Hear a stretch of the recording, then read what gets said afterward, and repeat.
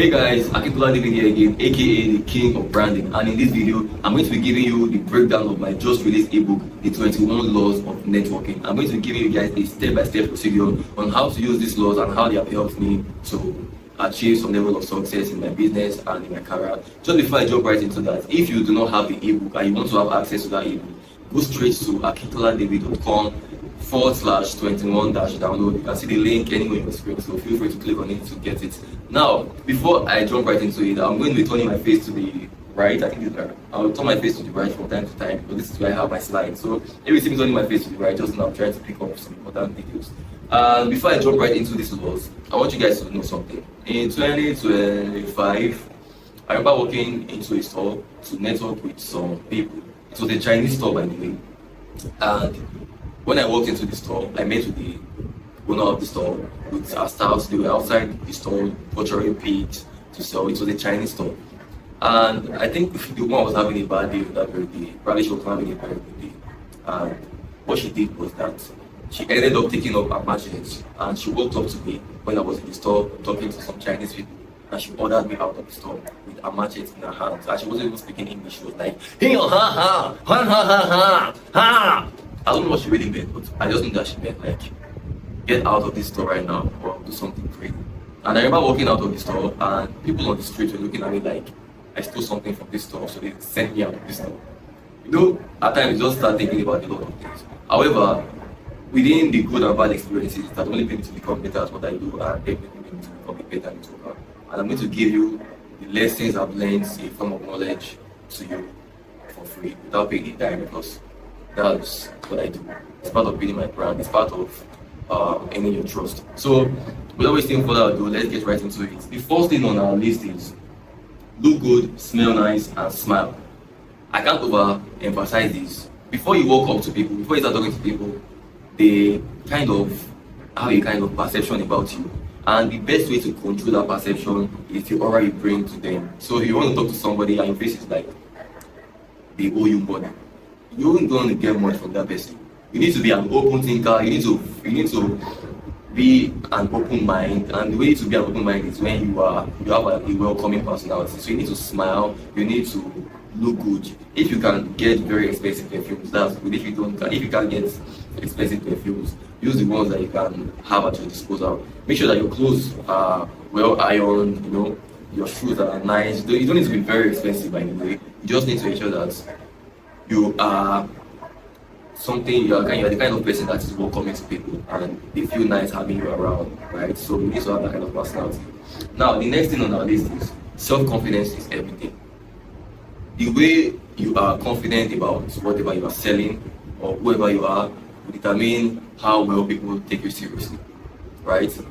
There are people that they have bad services, what they are selling is not up to standard, like they literally do not have the best stuff out there.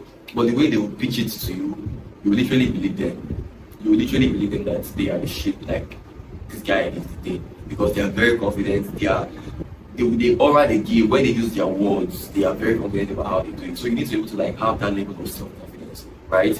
When they ask you about what you do or how you do it, the way you talk about it determines how confident you are about what you do. If you are shy and you're meeting someone for the first time and you're trying to pitch something to them, you're trying to get them to buy something from you, and your energy level is very low, there's a very low chance they're going to buy from you because they wouldn't trust you.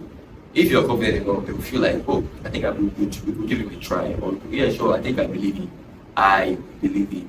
That's a very strong one. So being confident enough about what you do and how you do it will go a long way in influencing if people are going to take you seriously or not.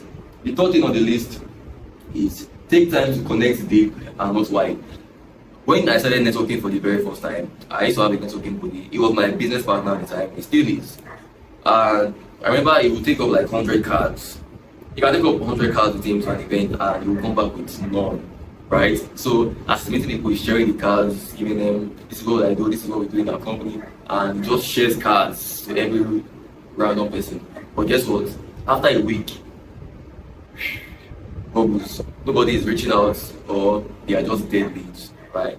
And I've also experienced a particular time where I just spoke to like 2-3 people, maybe 4, right? And at the end of the week, you're having someone like saying, let's have a meeting.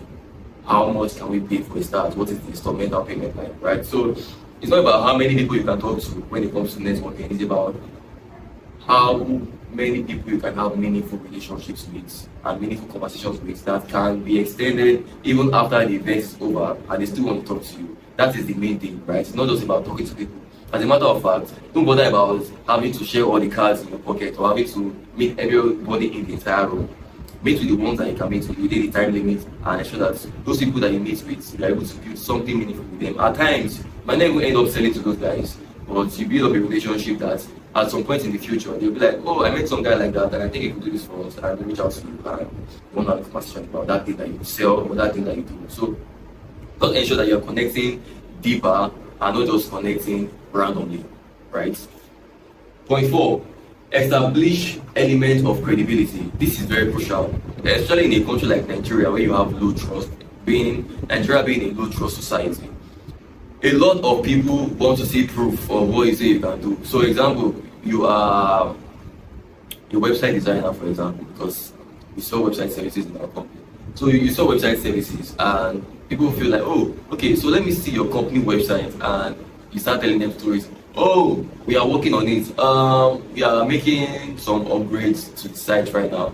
You start saying a lot of this bullshit, you definitely will lose them. So you need to make sure that when you are trying to network with people, you have your portfolio ready, you have your business cards, if you still use those, because some people don't really use business cards, some people use Makeshift or your digital business cards, LinkedIn profile. The world has evolved beyond just business cards. However, if that's what you are still using, make sure that you have your business card and it's properly well done, right?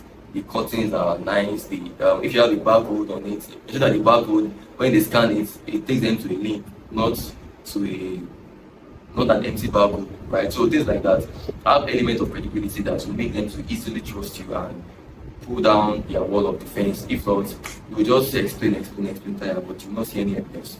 Now, the 5th point on this is find a networking body. This is very essential if you are a newbie, if you are a starter, you're trying to network for the very first time. Make sure you find a networking body, or you are just using networking as your marketing strategy and you are new to it. Find the networking body, find your brother, your friend, your colleague, right? Someone that can join you to go and network with people, because that will really help you to lighten your spirit, reduce the pressure, and it makes it more fun. Because one of the advantage I had when I was networking at the early stage was that I had my friend who was my partner, and we do go to those places together. He was a public speaker before he even became a business person, so he already had that level of competence. But let me say, at that level, the pressure was not so much for him as it was for me. Back in the day, if I'm talking to someone for the first time, my hands, I do sweat from my hands, I do sweat from my armpit, like my shirt wets, my heart to be beating, like beat. You understand? People that have that kind of thing can relate, like introverts, right? So I'm not an introvert like me, but it's just doing something for the first time. So that pressure is always there. So find someone that you can go with, and if the person is also used to networking, it's really help you a lot, because when you look at what they are doing, you can easily replicate that than trying to invent the wheel by yourself. Point 6, be clear about your value proposition, right? So people go to network and they're like, oh, so tell me about you, what do you do? And they said, yes, we are an investment company. I also do insurance by the side. We also have a branding agency. Like, they literally do everything. And the person you are talking to will just be like, oh, okay, that's nice. But at the end of the day, you get bubbles. Like, it doesn't convert, you don't hear from the person again, and you start chasing the person up and down, and the person gets fed up, and he ends up blocking your number. You don't want that to happen to you. So you need to be very clear about what you want to sell and who your target audience is. Be very specific about every single thing that you are trying to put out there. Be very specific, be very direct. Don't try to cut through corners. Don't try and be a professor and be speaking big grammar. Be clear, be precise, be direct. We are a branding agency. We sell branding services for fintech companies who are trying to launch their fintech MVPs. Be very clear about that, right? Once you are very clear about that, even though the person you are speaking to might not be your ideal customer, they will respect you because you feel like you know what you want, you know what you are looking for. Interestingly, they might even know somebody that needs what you sell or what you are offering, and they might be willing, or they will be willing to link you up if actually they need somebody, because they feel like for him to be this clear, I'm going to be this direct, you definitely have something meaningful to offer. Number 7, be a creative conversation starter. Now, there are 2 ways of starting a conversation with a total stranger for the very first time. The very first thing you can do is ask a question. So you are in a particular event and you meet up with somebody. The first thing that you can use to start a convo is probably something like, so tell me, out of all the speakers that you've mentioned today, which one of them is the most interesting for you? That's if the speakers in the first place. And there are other questions you could ask, like, so what brings you to this place today? And what do you do and what brings you here? People are always interested in talking about themselves. So when you ask people something about themselves, they are more likely to give you an answer than when you ask them a question about something that is totally random, right? So ask them a question, and when they reply from there, it's a creative thing. You might not really get it at the first time, but questions always creates or sparks conversation. So make sure people ask them questions. That's a way to be a creative conversation starter. The second way of doing this is by giving a compliment. Nobody is immune to a compliment. Telling people, oh, I like your shirt, I like your shoes, I love the pace you're making use of. Oh, is that red? I love that shade of red. I love that book you are holding. I love that speech you gave on stage. Give people nice compliments, and you will see the kind of magic it does. Once you start with the compliments, some people start blushing. Oh, really? Oh, thank you. Stuff like that. So then you take it from there, and you keep the conversation going, and you just blow the roof away. So that's the very best way that I personally use. I either ask them a question or I give a compliment. That's the 2 simple best ways that I feel you can use as a newbie to network with people, to build relationship in events, and to meet up with new leads.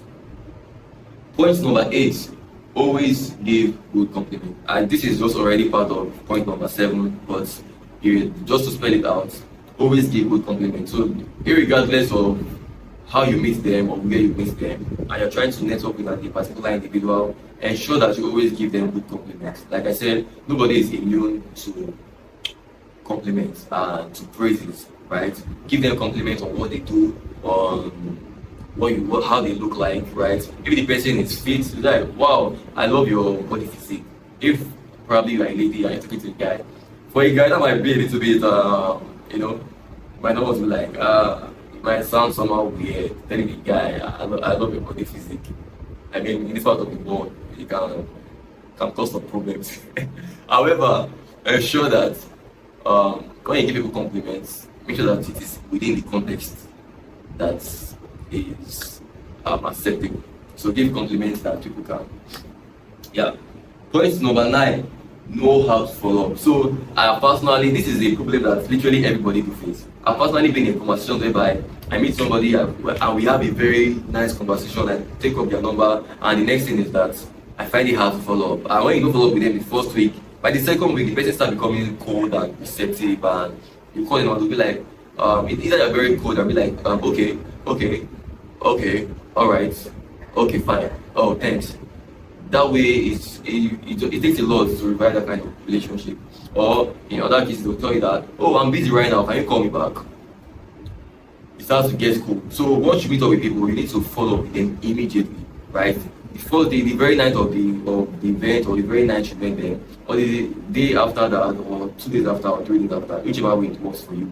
Ensure that you follow up as soon as you can, so that they can have you in mind. You can schedule the next meeting or the next conversation, or you can also extend that convo you will have in person with them, online, on call, or something like that. And the ways to follow up with people is that you can have their WhatsApp numbers, right?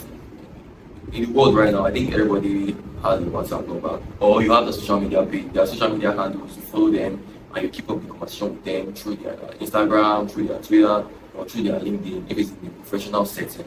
Or in most cases, I always like to have it in a much more personal sense. So WhatsApp comes it for me. I send them a message immediately, I get their number. I text them on WhatsApp, hello, Sunday, this is David.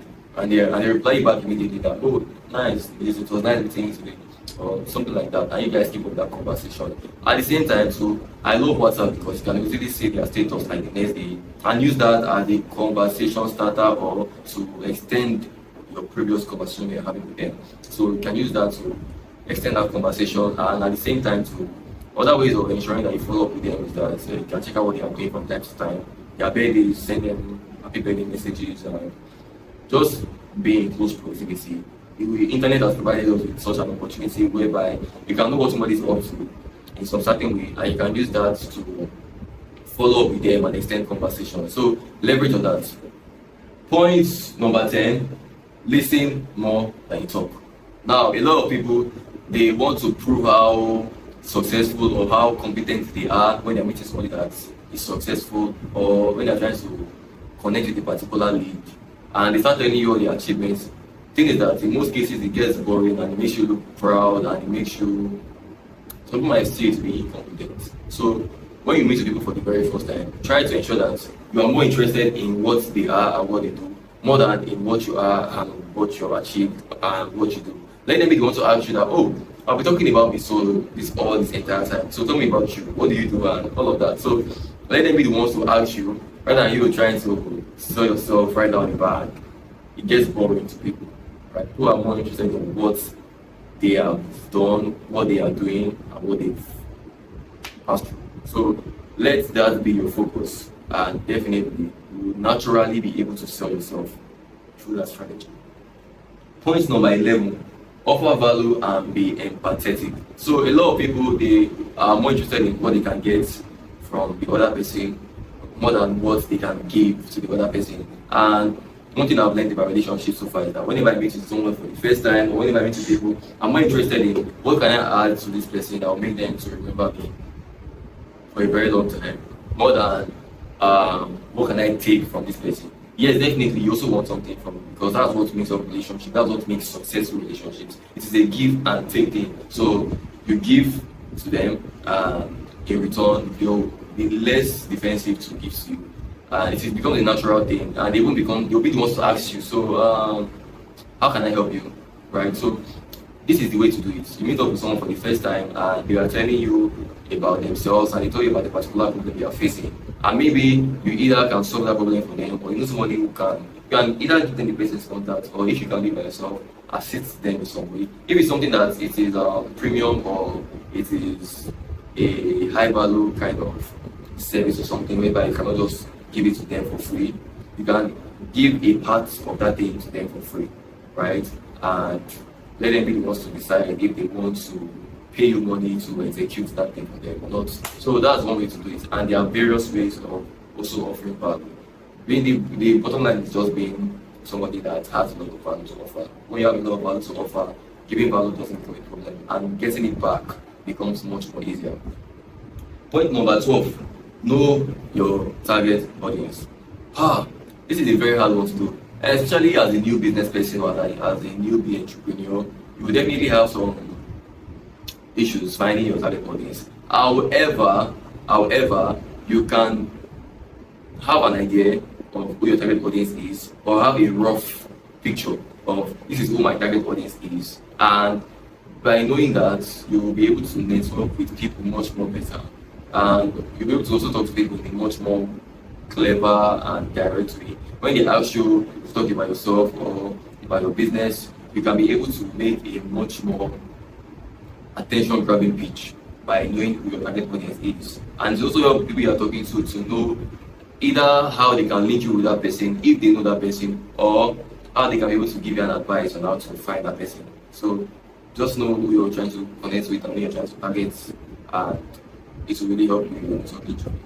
Point number 13, know how to handle objections. So I remember when I went for an event at a particular point in time, and someone I met at that event connected us to her son, and her son happens to be they happen to run an I think an equity firm or something like that, and this one happened to ask us, me and my partner, so tell me about how much your yearly revenue is. And that question just like swept me off my feet, because at that point in time I really I've not gotten to that level of trying to like calculate how much I make in a year or how much my gross profit is. So of course I did accounting in school, but I mean I was still a newbie business owner. Everything I was making either goes straight to my personal bank account or goes straight to the client. We're trying to like barely survive at that point in time. I was really trying to focus on how to grow the business. Yeah, that was the goal, but there was no strategic and high focus to move on that. So being able to answer objections will also help you. Be prepared for what people can ask you. If you're going to go into an investor, be prepared that he's going to be asking you questions about your finances and your financials, right, and your accounting, things like that. You need to know them at the back of your mind. And even when you don't know them, don't make them know that. Don't make them think you don't know them. Give them a reassuring answer or find something. Just make up something that will make them to at least feel like, okay, I think he knows what he's saying to some extent. Don't let them feel like you don't know anything and this person you're talking to will just teach back. So ensure that you are able to answer objections very well. Practice before you go there. Make a list of all the objections, of all the questions that they could ask you, and put answers to those questions before you even go and speak to those people. Point number 14, look for similar points of interest. One of the things that makes networking a lot more easier is probably the person you are speaking to is from your same primary school, the same hometown, you drive the same type of car, you're married from the same town, you are in the same industry. Look for similar point of interest and capitalize on that, right?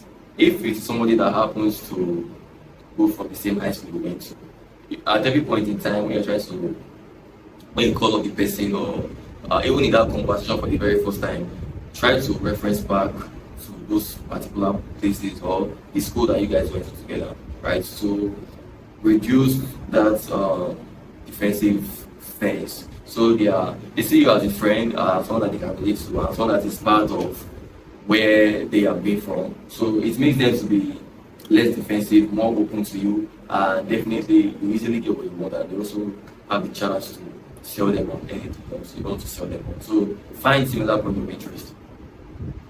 Point number 15, use the power of storytelling.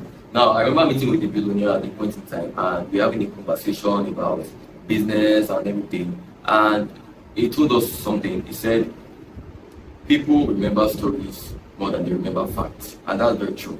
One of the things that makes marketing to be very effective or make advertising to be very effective is when they tell you a story. When they start by telling you a story. Once upon a time, everybody remembers the story. Once upon a time. Everybody remembers that. So, using storytelling techniques to network with people, to sell your product or your services in an event or to whoever you are networking with, actually makes it effective. And they definitely remember you more than the average guy that came to tell them about the world statistics of how many people are on the internet and the rest of that bullshit. So be more relatable with storytelling. Leverage on storytelling frameworks. They are different out there. I don't want to divert the conversation, but there are lots of storytelling techniques. Find the one that suits what you sell and that suits your business and your brand and yourself, and leverage it. Point number 16, be prepared for rejection. So I literally have been rejected enough to no longer be pained or hurt by someone telling me, oh, I'm not interested in whatever you're selling. Oh, I'm sorry, don't talk to me. Or someone telling me that I just want to talk to you. Like, it happens all the time. And I literally tried to talk to someone one day and the person just gave me a hand, like, stay back. Like, it was so heavy. But then again, you wouldn't lose focus. Move on to the next person. The world is big enough. There are over 8 billion people in this entire world, and in wherever place you are going, there is definitely enough of people there to talk to. And even if you don't get somebody else to talk to in that place, you'll be on that event next week or tomorrow or next month, and you'll meet people there, tons of people. So don't get bothered, don't get shy, don't feel bad that you try to talk to someone and the person told you that I don't want to talk to you, or you're not my time. People are going through a lot. So at times people project their insecurities on other people, and when those people are total strangers to them, the people makes it easier for them to lash, for them to rant, for them to transfer their aggression to that stranger, to that new person. So it's not your problem, and it will never be your problem. Move on to the next person. The world keeps spinning. Point number 17, define your networking personality style. Personally, I like to be a cheerful person, a playful person, and to be more of an intellectual person, someone that knows something about everything. So for me, it works. But for you, you might want to find a style that works for you. In the book, The 21 Laws of Networking, I detailed different kind of personality styles, about 6 in total. So you can find one networking style that works for you. Leverage that networking style and let it be part of you, right? Over time, you keep on developing it, and you might see that you might even diverse from that into something different. And the bottom line is just to find your style and ensure that you use your particular networking style and the one that works best with you to get the most out of people. Point number 18, master body language. Know how to make use of your hands, know how to gesticulate. Don't just put your hands on your back when talking to people, or just make your hands so lean. Make sure that you know how to use your hands to explain, to paint pictures, to tell stories, to gesticulate. Let them feel your body confidence, and just know how to use your body in the conversation, that they can be able to follow you along and they want to pay attention to you. Point number 19, research about the host speakers before the event and network with them. Now, this is not a very compulsory thing to do. However, if you happen to be in an event and you happen to see this, definitely you can leverage it. When you see the speakers and you see their bio, you can happen to read about them and network with them during the event or after the event. And when you are talking to them, by then you already know something about them. So you use what you know about them as a conversation starter. So tell me, I read about you and I saw that you were the leader of a multi-billion-dollar corporation in Canada. How did you happen to make the company so successful in the last 5 years? Just talk about them and they will feel like you already know them. They will feel very calm speaking to you. They will feel less defensive. They will feel like you know them. So they will answer your questions more, they will relate with you more because they feel like this person already knows me. So if you can do that, it is always a very, very nice thing to do. Point number 20, let them talk about themselves more than you do, right? So I think there's a point whereby I said, listen more than you talk. But this one is let them talk more about themselves. So don't just listen. Let them talk more about themselves and their achievements more than you do. Don't try to brag. Don't try to answer questions that they didn't ask you, right? And a matter of fact, when you have a high level of accomplishment or you've achieved a lot, and somebody you are speaking with are talking about themselves, and they're like, okay, tell me about you, what have you done? And start looking at your portfolio and the humongous things you've achieved, you immediately grab the attention and the respect. You'll be like, what? Like you are the shit, like, do you understand? So letting people be the ones to ask you about you and what you have done, rather than just spilling it out there. I mean, it holds more water and definitely it's much more captivating than when you just like spill the cat on the bag, just like that. So that's 20 points. The 21 points in the 21 laws of something is always pray before going. Alright guys, so this is where Pastor David comes in, right? However, so one of the things that made me also successful is not because of how well I can talk or how well I can speak. I was spoken to people whereby like it just didn't go well. I didn't have the best combo with them. I didn't sell myself well. Like everything just went jiggy jaga. But and they still called me back. They're like, oh yeah, you said something about this. Can we have a meeting? Can we talk more about this? Can we stuff like that? So in those scenarios, it's just God that did it. I won't take the glory. In everything, it's God that did it, but it's just more God's hand is just more prominent in some things. Like it's not your power that made this thing to click. What does help your life? That kind of thing now. So yes, always put God first in everything. And so we've come to the end of the 21 laws of networking. I hope that the breakdown of these 21 laws is able to help you in building whatever you're trying to build, in trying to find the right people and connect with the right people. And of course, remember, like I said, if you want the ebook to the 21 laws, just go straight to akintoladdavid.com /21-download, or find the link somewhere in the description. I think I will just drop it down there so you can click on it directly also. And at the same time, everybody that is on my email list for the 21 laws of networking, and as well as every other thing I'm putting out there. Definitely will be getting much more interesting values and very educative content like this. So if you know you want to be part of my email list, I'm going to drop another link for you to be able to join my email list and get all of those good stuff. So thank you guys for watching, and I'll see you in the next one.